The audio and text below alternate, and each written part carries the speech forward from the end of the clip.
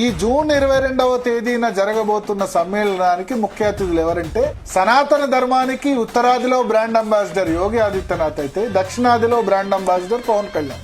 So వీళ్ళిద్దరూ ఒకే stage పంచుకోబోతున్నారు. పవన్ కళ్యాణ్ ఎందుకు చూజ్ చేసుకున్నారంటే 2 కారణాలు. ఒకటి, భాష మీద పట్టు. తమిళలో మీరు వచ్చి హిందీలో మాట్లాడితే, వేరే లాంగ్వేజ్ లో మాట్లాడితే వాళ్ళకి నచ్చదు. పవన్ కళ్యాణ్ మొన్న 1 నేషన్ 1 ఎలక్షన్ పెడితే తమిళనాడును వదిలి నేను వెళ్ళిపోయాను కానీ తమిళనాడు నన్ను వదలట్లేదు అని ఆయన చెప్పారు తమిళంలో. సో తమిళ భాషలో అనర్గళంగా మాట్లాడే ఆ కెపాసిటీ ఉంది. పవన్ కళ్యాణ్ కఠోర దీక్ష చేస్తున్నారు. 12 రోజుల పాటు ఆల్రెడీ నాన్ వెజ్ మానేశారట. సినిమా షూటింగ్ చేస్తున్నారు, కఠోర దీక్ష చేస్తున్నారు. దానికోసం ఆయన తెల్ల చొక్కా తర్వాత గ్రీన్ కలర్ కండువా ఏదో వేసుకుంటారు.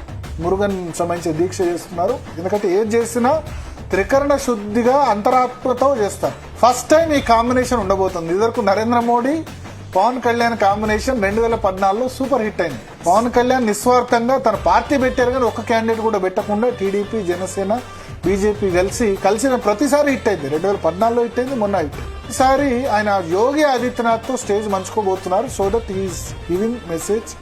సనాతన ధర్మాన్ని సౌత్ లో పవన్ కళ్యాణ్ ఒక బ్రాండ్ అంబాసిడర్ గా వాళ్ళు వినియోగించుకోవాలన్నది వాళ్ళ లక్ష్యంగా కనిపిస్తోంది.